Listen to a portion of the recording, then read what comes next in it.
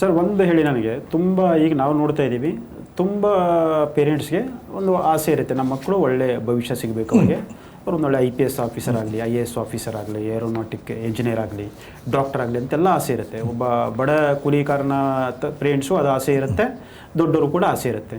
So ಎಲ್ಲರಿಗೂ equal environment ಅಂತೂ ಸಿಗಲ್ಲ ನಮ್ಮ ದೇಶದಲ್ಲಿ ಗೊತ್ತು. ಅವರವರ ಆರ್ಥಿಕ ಸಾಮರ್ಥ್ಯದ ಅನುಗುಣವಾಗಿ ಆಯಾ ಕಾನ್ವೆಂಟು ಇನ್ನೊಂದು ಸ್ಕೂಲ್ ಹಾಕ್ತಾ ಹೋಗ್ತಾರೆ. ಸೊ ಆಯಾ ಹಂತದಲ್ಲಿ ಬೆಳಿತವೆ. ಕೆಲವೊಬ್ಬ ಮಕ್ಕಳಿಗೆ ನಾವು ಆರಂಭದಲ್ಲೇ ಆ ಆಪರ್ಚುನಿಟಿನ ಡಿನೈ ಮಾಡ್ತಾ ಇದ್ದೀವಿ. That is something else that is immediately can not be corrected also. ಅದು ಬಿಡೋಣ.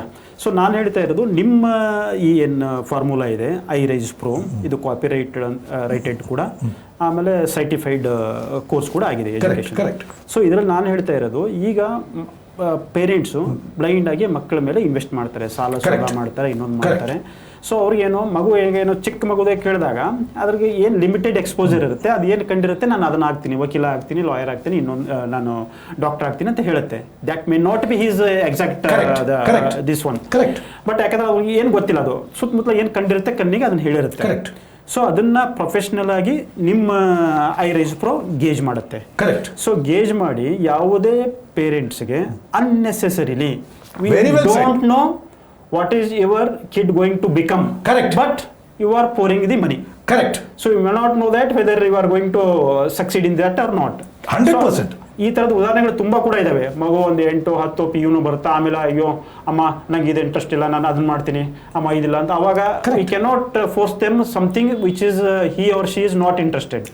ಅವಾಗ ಆಟೋಮೆಟಿಕ್ಲಿ ನಾವಾಗುತ್ತೆ ಅಲ್ಲಪ್ಪ ನೀನು ಇಂಜಿನಿಯರ್ ಬೇಡ, ಹಂಗಾರೆ ಇದು ಮಾಡ್ತೀಯಾ, ಓಕೆ ನೀನು ಇದು ಮಾಡು ಅಂತ ನಾವು ಹೇಳ್ತೀವಿ. ಸೊ ಆ ಎಲ್ಲ ಏನು ಹೇಳ್ತಾ ಇದೀವಲ್ಲ ಕತ್ತಲ್ಲಿ ನಾವು ಹಾಗೆ ವಿದೌಟ್ ಫೋಕಸ್ ಆಗಿ ಹೋಗ್ತಾ ಇರೋದು, ಇದಕ್ಕೆಲ್ಲ ನಿಮ್ಮದು ಇತಿಶ್ರೀ ಆಡುತ್ತೆ. 100% ಇತಿಶ್ರೀ ಆಡುತ್ತೆ. ಹೇಗೆ ಅಂದರೆ ಸಿಂಪಲ್ಲು. ಈಗ ಉದಾಹರಣೆಗೆ ನಾನು 90 kg ಇದ್ದೀನಿ. 90 kg ಇದ್ದೀನಿ ಅಂತ ನಾನು ಮೆಷರ್ ಮಾಡದೇ ಇದ್ದರೆ ನಾನು ಹೆಲ್ತಿ ವೆಯ್ಟ್ ಎಷ್ಟು 78, 70, 80ವರೆಗೂ ನಾನು ಹೆಲ್ತಿ. ಸುಮ್ಮನೆ ನಾನು ಹೇಳೋದು ಆಡಿಯನ್ಸ್ಗೆ ಡೈರೆಕ್ಟಾಗಿ ಹೇಳೋದಾದ್ರೆ, ಈಗ ನಾನೀಗ 90 kg ಹೆಲ್ತಿ ವೆಯ್ಟ ಅಲ್ಲ, ಅನ್ಹೆಲ್ತಿ ವೆಯ್ಟು. ಹಾಗಂತ ದೇವರದಿಂದ ಅನಲ್ತಿ ಆಗಿಲ್ಲ, ಬಟ್ ಅನಲ್ತಿ ಆಗ್ತೀವಿ. ಸೊ ನಾನು 10 kg ಕಡಿಮೆ ಮಾಡಬೇಕು ಅನ್ನೋ ನನ್ನ ತಲೆಯಲ್ಲಿದೆ. ಇದು ನಂಬರ್ 1.